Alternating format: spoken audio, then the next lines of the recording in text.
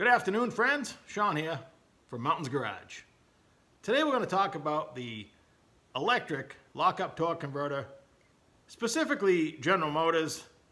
It may transfer over into other areas. I believe Chrysler was the first one out with the lock-up clutch in a torque converter, and it was mechanically controlled, and it received a lot of complaints.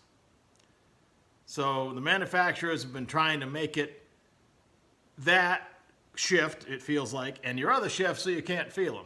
You take a Cadillac transmission apart very often because they burn up all the time because they try to make it so the driver doesn't feel anything. The harder a transmission shifts, the better off you are. But I'm getting off course already. We're only talking about the lock-up torque converter and how it applies to you swapping things around. So 1981, 1982, they came out with a 700 R4, the 204R. They already had this technology. They backfitted the Turbo 350. They call it a TH350C and added the clutch in the converter. The Turbo 400 never got a lock-up torque converter. In the racing world today, it is, and that's a really expensive option. Same function. You want to take all the slippage out of the torque converter. The torque converter is a fluid connection. Picture two house fans facing each other, blowing air at each other. Instead, they're blowing oil at each other. I only got one glove on. I don't know why. So it's never 100% efficient. They put a clutch in there, and it actually locks it 1-to-1. So how are we going to control it? If you have an original vehicle that has an overdrive transmission or a TH350C, carbureted, we're talking even the early EFI ones, before the transmissions were known as E, which were electronic shifted. If you have a cable shifted transmission, or in the case of a Turbo 350, a vacuum modulator, hidden in that vehicle is a tiny computer that takes input from the brake light switch and from the engine coolant temperature sender. It won't let the converter lock up below 140 degrees. It wants the engine to warm up a little bit. And when you step on the brake, it unlocks the torque converter. So you already have that technology. You don't need to watch this video. I'm talking swapping. If you're putting this in a hot rod or an old Nova, whatever it is, it didn't have that little computer in there taking the inputs and doing the work for you.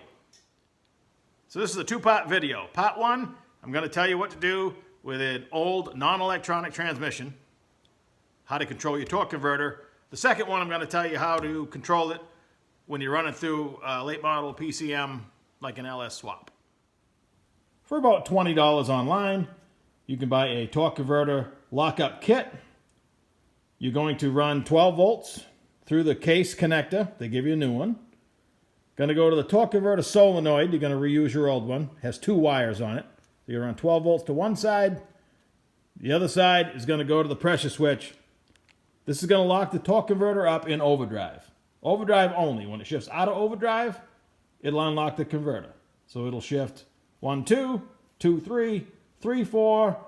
Immediately after, you'll get the bump of the torque converter locking up. If you want to see it again on a schematic, this is your case connector.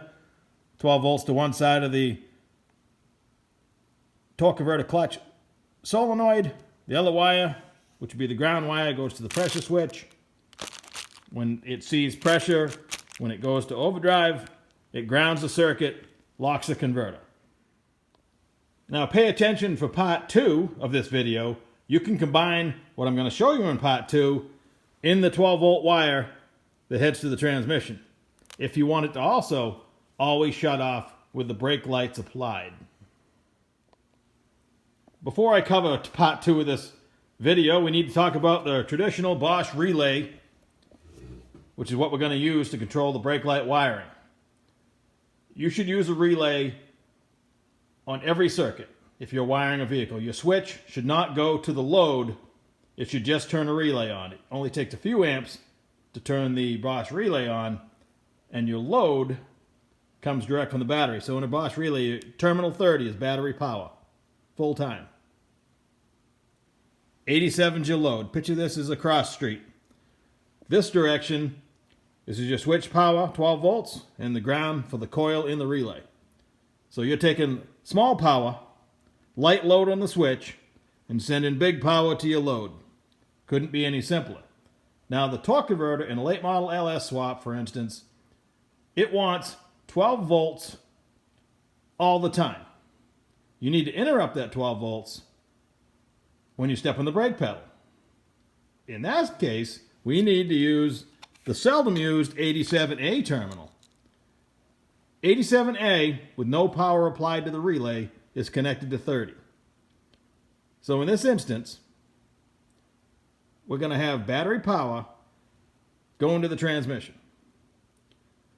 We're going to take brake light switch power. So you step on the brakes, this lights up. This takes away power and puts it up here where you're not using it. Ground, of course, is still ground. So you step on the brakes, it switches the relay, takes power away. The transmission no longer has 12 volts for the torque converter clutch.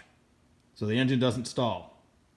You let off the brake pedal, the lights go out, connect it again, your transmission is now functioning with the lockup torque converter. It's that simple.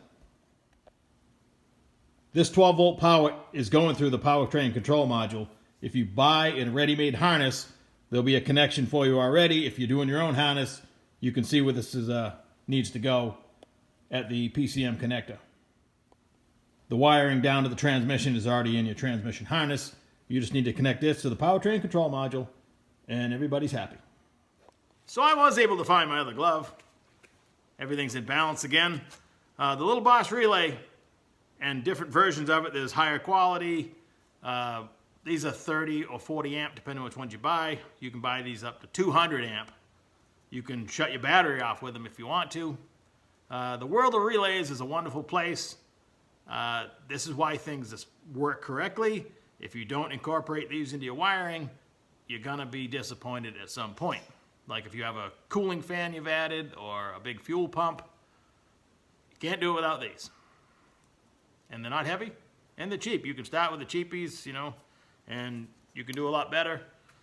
For not much more money, you can buy a quality one, but they seldom fail. Go to the junkyard, just start pulling them out of the fuse box under the hood. You can buy connectors online, you can make your own. There's lots of ways to have a relay. It doesn't matter if you're rich or poor, everybody can have one. All right, this is a quick video, I hope. I haven't put it together yet. And I hope you enjoyed it. Got a little bit out of it. I answered this question by phone or in person too many times. Probably, I don't know how many times a year I answer this question. Now I'm going to send them to my video. So this is as much for me as it is for you. I hope you got something out of it. I know I did. Thanks again. Catch you next time.